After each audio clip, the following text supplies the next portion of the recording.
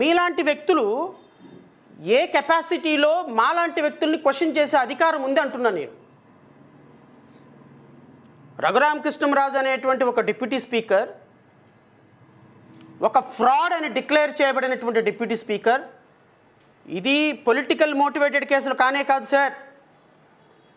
Forensic audit రిపోర్ట్ని base చేసుకొని మీరు ఏ ఏ కంపెనీలు క్రియేట్ చేసి ఏ కంపెనీలకి ఇంటర్నల్ ఫ్రాడ్ జరిగింది అని సిబిఐ బ్యాంక్ అఫీషియల్స్ ఆధారాలతోటి మీ మీద రిజిస్టర్ చేసి ఛార్జ్షీట్ వేసినటువంటి కేసెస్ మాత్రమే నేను ఉదాహరిస్తున్నా.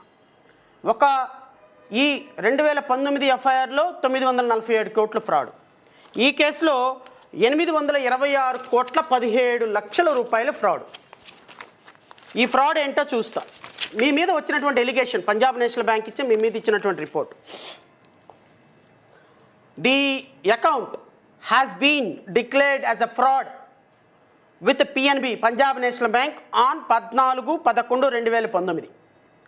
United bank, Indian express bank, Axis bank, state bank of India, bank of Baroda earlier vice bank and Dena bank with the Bank of Baroda, with Central Bank, Syndicate Bank, Bank of India and Indian Bank, so and so, so and so. As such, there is no delay in finding FIR with the CBI after declaration of fraud by the bank.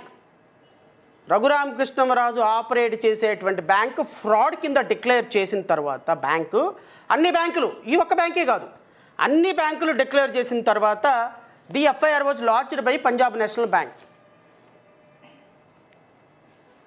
The company in Bharat Thermal Power Limited, PAN number AABCI 6717L, through its directors had approached large corporate branch Marg New Delhi of the complainant bank for a financial facility and presented financials and projections of the company to the bank and sought financial assistance and caused to the bank to believe that with the said loan limit the business of the company would grow. Raghurama Krishnam Raju directors, ఇందులో డైరెక్టర్గా వాళ్ళ కొడుకు ఒక director, వాళ్ళ missus ఒక director. వీళ్ళు డైరెక్టర్లుగా ఈ bank దగ్గరికి వెళ్ళి మా కంపెనీకి బిజినెస్ లోన్ ఇవ్వండి, మా బిజినెస్ లోన్ పెట్టుకుంటే మేము గ్రో అవుతుంది అని చెప్పి వీళ్ళు ఈ బ్యాంకు దగ్గరికి వెళ్ళి లోన్ కోసం అప్లై చేసిన సందర్భం.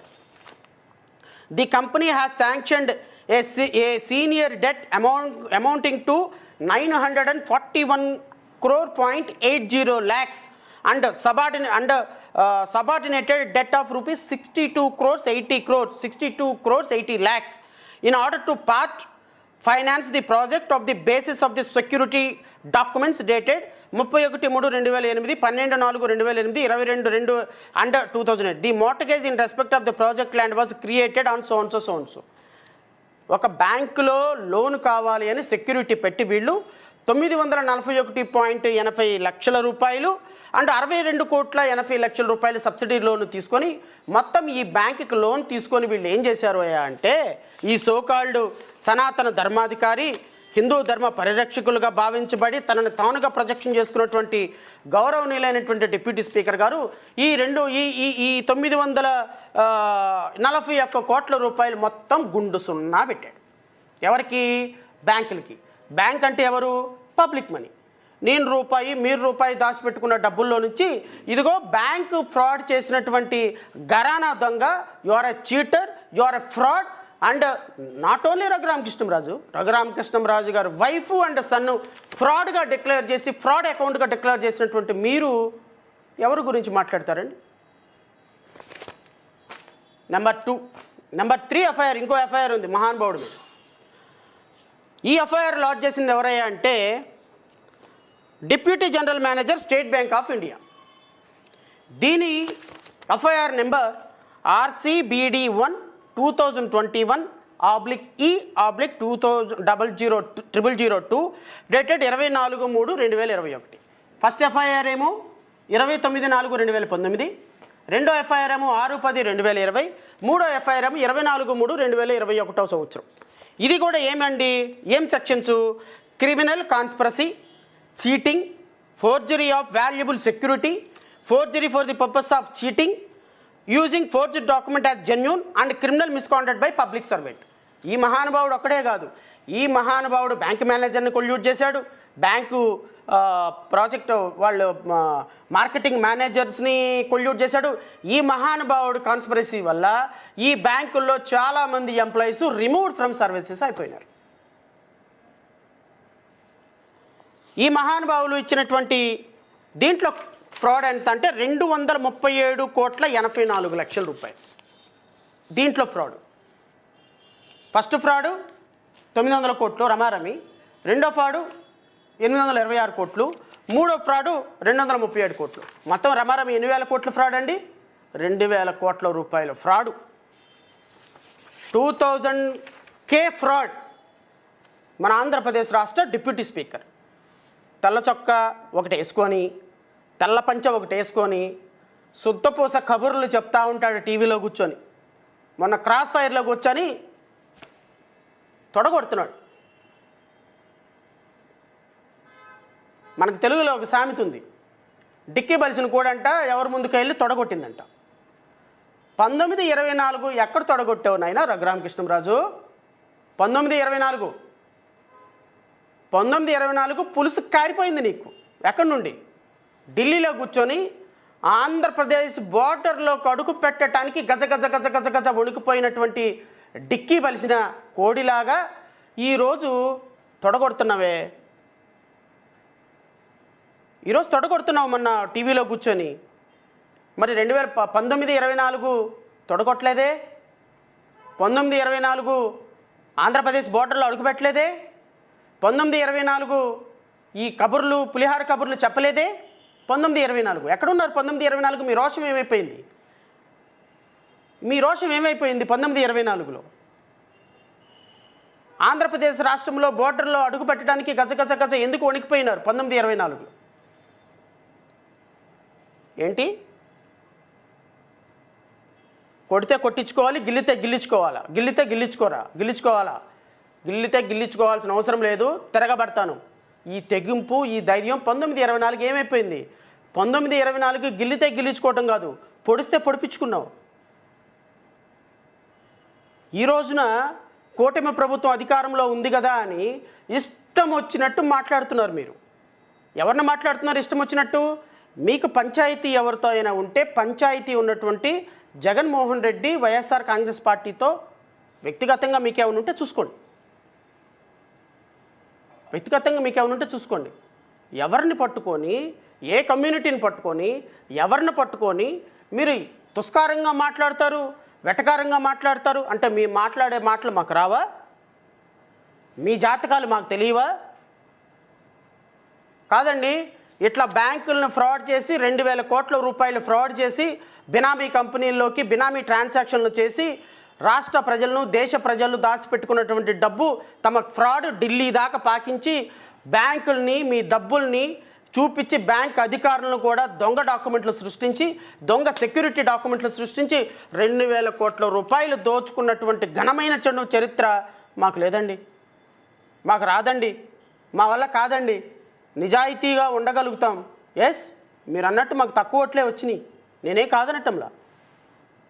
కానీ రఘురామకృష్ణరాజు గారు ఒకటి గుర్తుపెట్టుకోండి, 1924లో ఈరోజు నువ్వు కావచ్చు, మీ ముఖ్యమంత్రి చంద్రబాబు నాయుడు కావచ్చు, మీ సోకాల్డ్ సనాతన ధర్మాధికారి ఉప ముఖ్యమంత్రి కావచ్చు, ఈరోజు మీరు ఎంజాయ్ చేస్తున్న పవరు ఆ రోజున మా పోరాట ఫలితంగా వచ్చిన భిక్షని మాత్రం మర్చిపోమాకండి. ఏమంటారు? అది ముఖ్యమంత్రి చంద్రబాబు నాయుడుకి కూడా తెలిసి ఈ ప్రబుద్ధుల వల్ల జరిగేది ఏమీ లేదా అని. ఒక్కసారి ఎప్పుడైనా వ్యక్తిగతంగా కూర్చున్నప్పుడు చంద్రబాబు నాయుడు గారిని అడగండి. జడా శ్రవణ్ కుమార్ 1924లో ఏం చేశాడు అని. జడా శ్రవణ్ కుమార్ మీరు చేసే పోరాటం మా పార్టీ కూడా చేయలేదు. I must say gratitudes to you. మా పార్టీ మొత్తం మీకు రుణపడి ఉంది అని మీ చంద్రబాబు నాయుడు నోట్లో నుంచి వ్యక్తిగతంగా నాతో అన్నాడా లేదా మీరు వెళ్ళి అడగండి. మా పార్టీ పాలిట మహావిష్ణువులాగా ఈరోజు మా పార్టీని కాపాడుతున్నావు అని మీ నారా లోకేష్ అన్నాడా లేడో ఎప్పుడైనా వ్యక్తిగతంగా కూర్చున్నప్పుడు అడగండి. నేను ఈ మాటలు ఏ రోజు నేను మీడియాలో చెప్పలేదే. నిన్న మీరు ఈ ప్రభుత్వాలకి ఇన్ని ఓట్లు వచ్చినాయి, వీళ్ళ వల్ల ఊడేది లేదు రాలేది లేదు అని ముఖ్యమంత్రి గారికి తెలుసు, కాబట్టి నన్ను ఏమీ పీకలేరు, ఎవడు పీకలేరు అని మీరు అన్నా కారణంగా నేను ఈ మాట అనాల్సి వస్తుంది. మా దగ్గర బ్యాంకుల నుంచి దోచుకున్న 2000 కోట్లు లేవు కాబట్టి మేము ఎమ్మెల్యేగా గెలవలేకపోవచ్చు, లేకపోతే ఎమ్మెల్యేగా తక్కువ ఓట్లు వచ్చినాయి కాబట్టి మేము ఈరోజు మీ చేత మాటలు పడాల్సి రావచ్చు. ఖచ్చితంగా మీరు అన్న మాటలకు ఒకరోజు సమాధానం చెప్పే రోజు మాకు కూడా వస్తుంది. మీది ఎన్నో సీటు? నిన్న మీరు టీవీ ఛానల్లో చెప్పినట్టుగా మీది 173వ సీటు. తెలుగుదేశం పార్టీలో 173వ సీటు మీది. నాది ఎన్నో సీటో తెలుసా? తెలుగుదేశం పార్టీలో చేరితే, తెలుగుదేశం పార్టీలో కనుక జడా శ్రావణ్ కుమార్ చేరి ఉన్నట్టయితే, ఆ రోజు తెలుగుదేశం పార్టీ ఇచ్చిన ఆఫర్ని యాక్సెప్ట్ చేస్తున్నట్టయితే నాది 4వ సీట్ అయ్యేది మిస్టర్, 4వ సీట్ అయ్యేది. ఎన్నో మంత్రినో తెలుసా? 4వ మంత్రిని. ఈ మాట నాతో వ్యక్తిగతంగా ఎవరన్నారో ఎప్పుడైనా తెలుగుదేశం పార్టీలోకి వెళ్తే పెద్దలను అడగండి. If I would join in Telugu Desam party,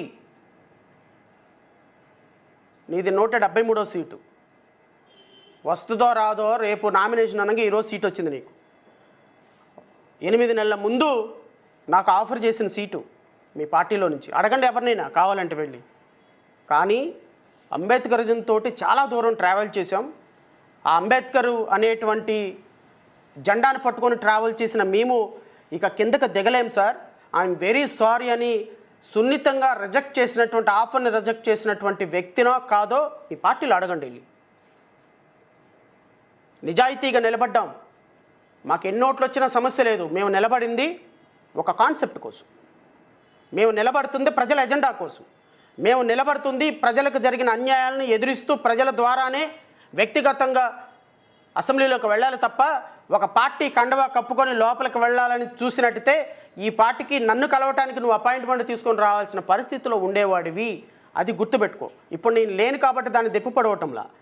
మీరు మా గురించి మాట్లాడేటప్పుడు మా స్థాయిని తెలుసుకొని, మేము 2019-24లో మా కష్టం ఫలితంగా, మా పోరాటం ఫలితంగా ఈరోజు నువ్వు నీ ముఖ్యమంత్రి అసెంబ్లీలో కూర్చొని ఆ పైన పీఠంలో కూర్చొని మీరు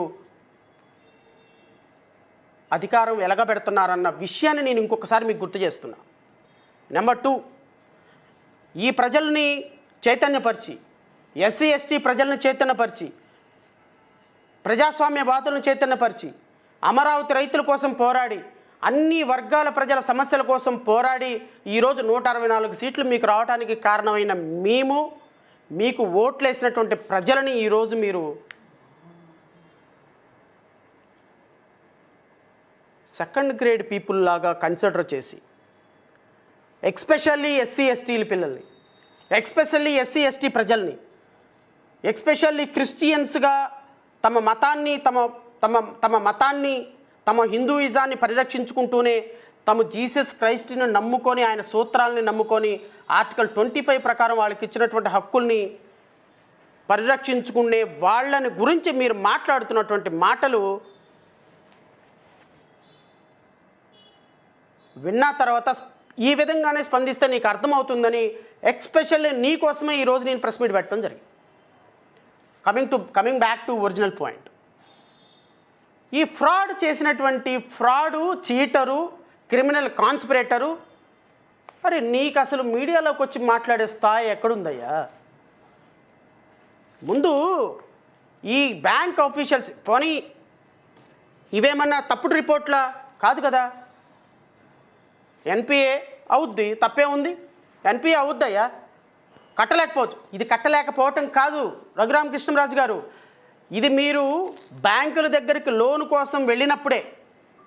ఇది కట్టలేకపోవటం అయితే that is a different issue.